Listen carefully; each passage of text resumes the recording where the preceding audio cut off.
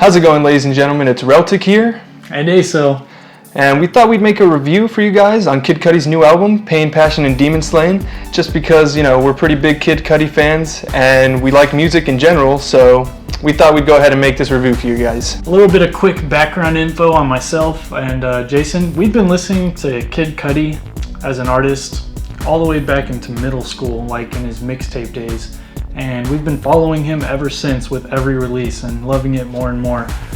So we think we can give a pretty good opinion on this one and really share the wealth of information. Not only that, but we listen to a lot of music, a lot of different types of music. I listen to pop, I listen to rock, I listen to other rappers, and honestly, Kid Cudi, not really considered a rapper. I'd say he's more of an artist. He does things all over the place. That's also what makes him such a good artist. Yeah, usually when people ask me who I listen to music-wise, I say Kid Cudi, he's my favorite artist, not Kid Cudi, he's my favorite rapper. Yeah, so like I said, we've been listening to him for a while now. We've been listening to this album a lot, over and over again, just to get a good feel for it.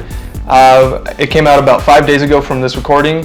I'd say I've listened to it about once a day at least, probably more than that. Definitely listen to other multiple songs, probably like 3 times a day. It really just depends on how good the song is to me, but the album as a whole, at least once a day.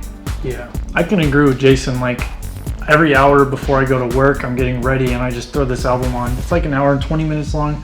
It's really something you can jam out to and get lost in.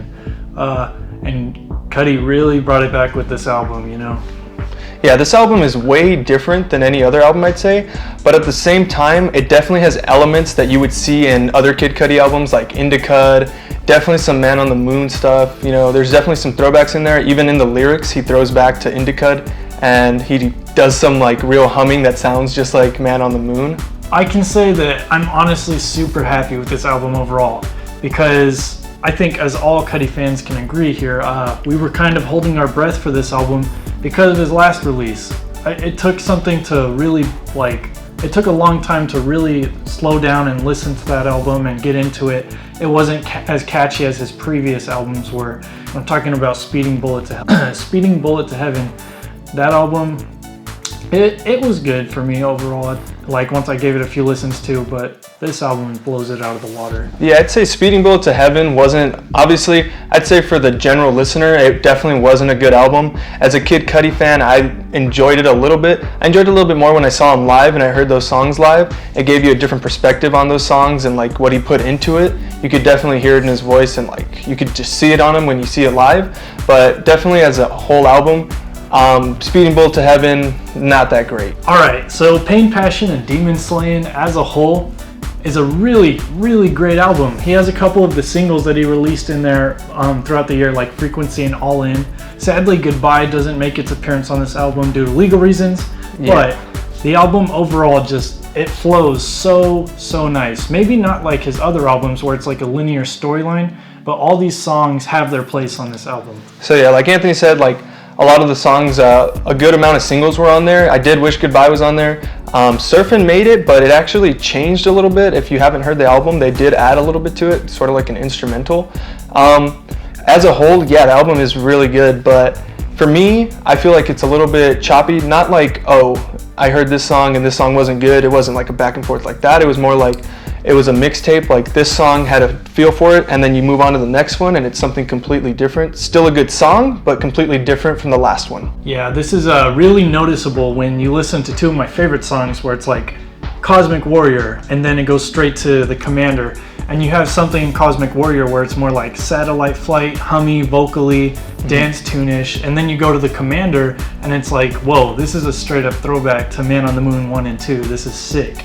And the songs on their own are amazing, but back to back, it's kind of like you got to change up your attitude and your mood and whatnot. Yeah, definitely your mood when you listen to it. Yeah, and the only other thing that really sucked about the album, it's more of a pet peeve. There was sort of instrumentals in there. It was more of like Kid Cudi kind of humming and playing some good beats and whatnot. Usual Kid Cudi stuff, but there wasn't full-on instrumentals that just transitioned from one song to another, which is something that I feel like really brings success to his albums. That's probably most notable on Indicud and Satellite Flight. Yeah, definitely. Overall, Pain, Passion, and Demon Slayin was an amazing comeback. Not like he needed to for his fans, but I'd say more mainstream as a comeback for him as a career artist. Like, it's putting him back onto the spotlight. Yeah. And hopefully can propel him into a greater project with even more collabs. Yeah, he definitely did collab a lot. The album was, I feel like it was him kind of just like finding his footing. It wasn't exactly a comeback, but it was definitely close to that. I haven't seen anyone who's heard the album who's kind of like a generic listener to like just music.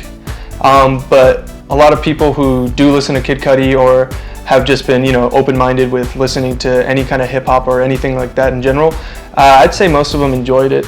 I would say I would definitely enjoy it, and like I said, it wasn't exactly a comeback, but it was definitely a step up from Speeding Bullet to Heaven. Yeah, I'd like to think every Kid Cudi album in their own regards are amazing in their own way. Even Speeding Bullet, I can show love for like half the songs on that album, but this album, I don't think there's one song that I wouldn't skip over and not listen to because it's bad. Every song on this album has a place for me. Some more than others, but still, overall, this album was a knockout for me personally. Yeah, for me too. I definitely think I liked almost every song. Maybe like one or two songs I didn't like, and even though I didn't like some of those songs, I could still appreciate them. I could see the work that was put into them. It just wasn't exactly my cup of tea, But definitely every song had its own place for me also.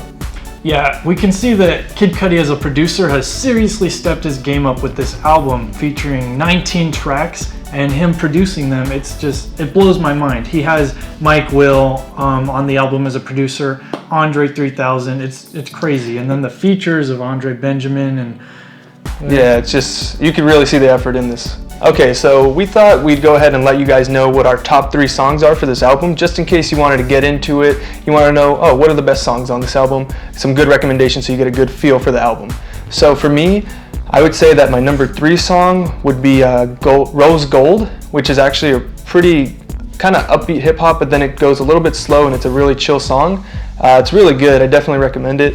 And then something that's this one, I really like the beat for it. I feel like it's kind of like it's really cool and it's a little bit more, it's a little bit more badass. It's Swim in the Light. Pretty good song for me also. And then my last one I would definitely say has to be By Design, which is like something you would hear on the radio in my opinion. Something anyone could listen to, anyone would like. It's super different from any Kid Cudi song that I have heard at least. And it's a really good song. There's like nothing wrong with it. My top 3 songs for diversity's sakes would have to go in order of Does It, because Cudi has one of his craziest verses lyrically on there, and then some amazing hooks. He's the king of hooks, that is.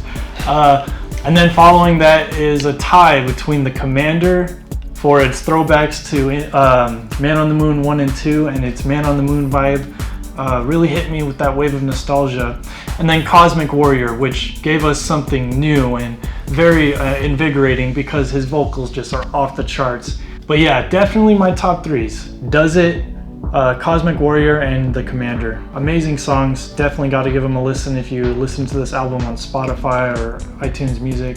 Okay guys, so overall for me, my rating as a listener who listens to, all kinds of music, who's really like paying attention to detail and whatnot, I would say it's somewhere around a 7.5, just about.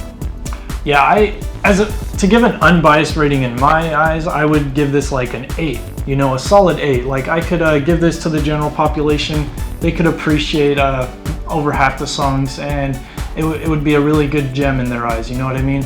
But now we're gonna move on to the bias side of things and our fanboy side of things as it comes to us being fans of Kid Cudi. Yeah, so as a Kid Cudi fan, honestly, this, like I said, wasn't exactly a comeback, but it was definitely a big step up. And I don't know, I didn't really like Speeding Bullet to Heaven. I could appreciate some of it, like I said, but for me, this is actually a really good album. It's surpassed maybe like 2 or possibly 3 of Kid Cudi's albums. It's definitely made its mark as a really good Kid Cudi album for me. I would say it's probably 8.5 for me. Almost a 9, not exactly. I wouldn't say that, but it's definitely something I could listen to, and I'm really glad I got it as an album as opposed to something that was more like Speeding Bullet to Heaven. I'm really happy with this one. So I have a hard time ranking Cudi's albums because I love them all, but after listening to Speeding Bullet to Heaven for the past year and having to go back to some of his older albums to like really feel the love, and not feeling it on the first couple listen throughs of Speeding Bullet. I listened through this once on the first night it came out, and I was just blown away. There were songs that I instantly loved, and it didn't take long for me to see every track on the album as its own gem and in its own way. So as a fan of Kid Cudi, I'd have to give this a solid 9. He just blew me out of the water with this one, and I'm really glad he dropped this year. Alright guys, well I hope you enjoyed this review. I hope it was helpful. It wasn't too biased as Kid Cudi fans. Hope we were able to open your eyes if you don't really like Kid Cudi too much. You know, I hope in general it was a good video for you. You enjoyed it and you found it helpful. Anyways guys, have a good one.